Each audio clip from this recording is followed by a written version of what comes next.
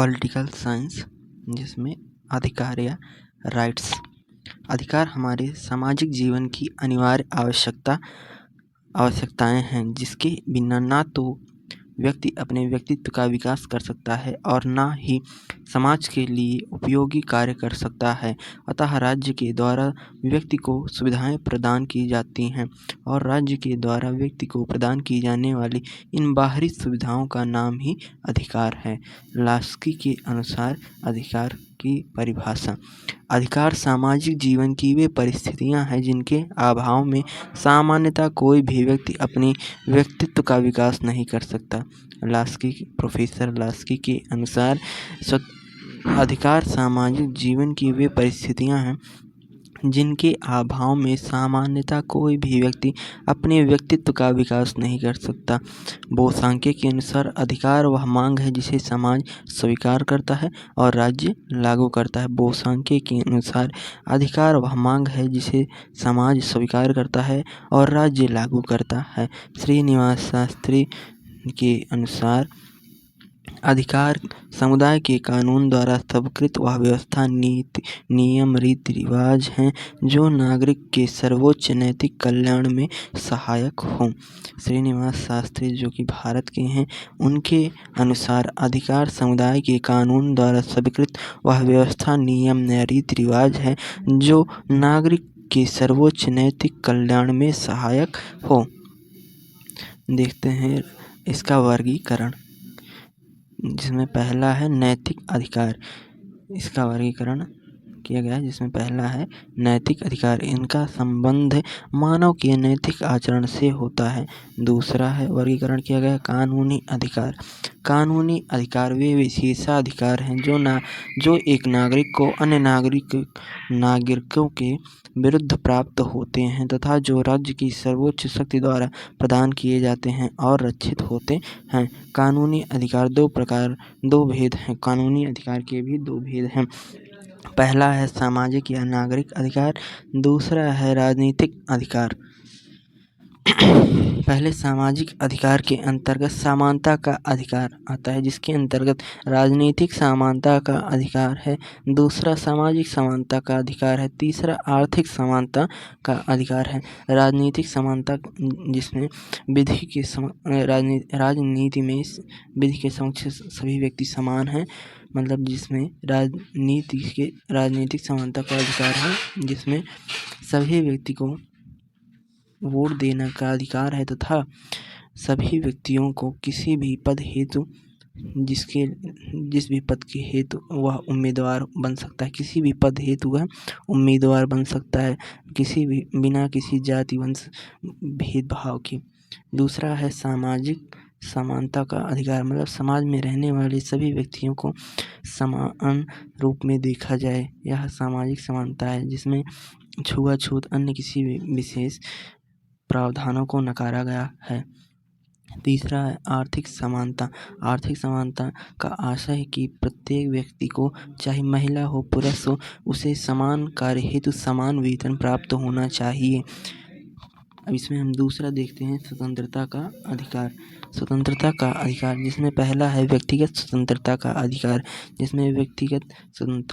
पहला है व्यक्तिगत स्वतंत्रता का अधिकार। दूसरा है विचार और अभिव्यक्ति, बोलने और विचार करने की स्वतंत्रता सभी व्यक्तियों को प्राप्त है। इसका अधिकार सभी व्यक्तियों को प्राप्त है। तीसरा है नैतिक स्वतंत्रता का अधिकार, अर्थात सभी व्यक्ति को नैतिक स्वतंत्रताएं प्राप्त हैं। अब तीसरा इसमें आता है संपत्ति का अधिकार, जो कि भारतीय संविधान में पहले मौलिक अधिकारों में था, परंतु अब इसे हटा दिया गया है, मतलब सभी व्यक्तियों को संपत्ति रखने का अधिकार प्राप्त है। चौथा है रोजगार का अधिकार, मतलब सभी व्यक्तियों को कार्य या काम पाने का अधिकार है। इसमें महात्मा गांधी ने द्वारा चलाए गए विभिन्न अभियान भी हैं, जैसे मनरेगा, जिस भी व्यक्ति को रोजगार प्राप्त नहीं है उसे कुछ खर्च मिलते हैं इस मनरेगा व्यवस्था में। पांचवा है शिक्षा का अधिकार, मतलब सभी व्यक्तियों को शिक्षा पाने का अधिकार है।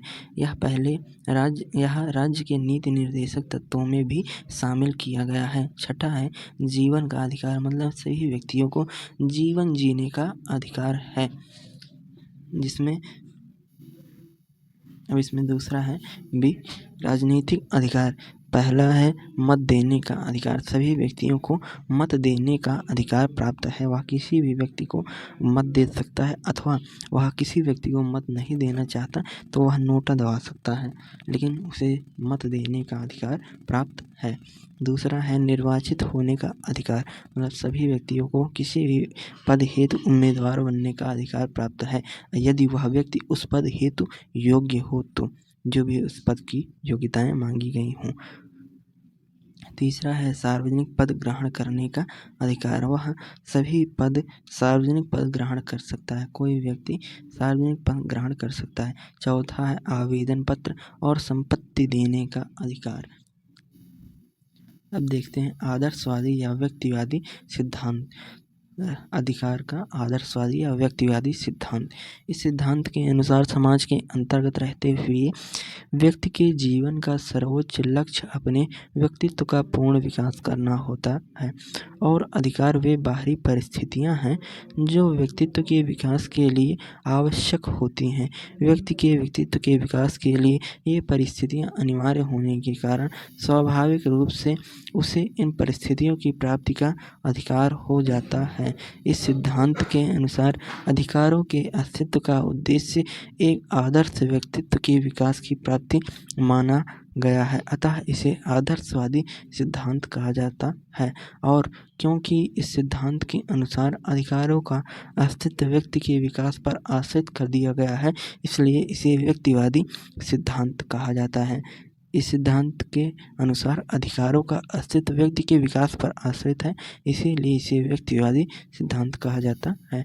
क्रॉस के अनुसार अधिकार विवेकपूर्ण जीवन के विकास के लिए आवश्यक बाहरी परिस्थितियां हैं। हेनरिची के अनुसार मनुष्य के व्यक्तित्व के विकास के लिए जो भौतिक परिस्थितियां आवश्यक हैं, उनकी रक्षा के लिए जो जरूरी है वही अधिकार है। आदर्शवादी सिद्धांत के अनेक कारणों से अधिकारों की विवेचना के संबंध में सर्वाधिक संतोषप्रद सिद्धांत कहा जा सकता है। इस सिद्धांत के अंतर्गत सर्वप्रथम तो इस तथ्य को स्वीकृति प्रदान की गई है कि व्यक्ति स्वयं में साध्य है और अन्य किसी के उत्कर्ष का साधन मात्र नहीं है। इसके अतिरिक्त यह सिद्धांत व्यक्तित्व को आदर्श रूप में स्वीकार करता है और इस तरह प्रत्येक व्यक्ति के व्यक्तित्व को समान स्तर प्राप्त है। हेनरिची विद्वान, उन्होंने इस विषय में लिखा है आदर्शवादी या व्यक्तिवादी सिद्धांत के ऊपर, मनुष्य के व्यक्तित्व के विकास के लिए जो भौतिक परिस्थितियां आवश्यक हैं, उनकी रक्षा के लिए जो कुछ भी जरूरी है वही अधिकार है। क्रॉस ने लिखा है अधिकार विवेकपूर्ण जीवन के विकास के लिए आवश्यक या बाहरी परिस्थितियां हैं। यह बहुत इंपॉर्टेंट है, आदर्शवादी या व्यक्तिवादी सिद्धांत। धन्यवाद।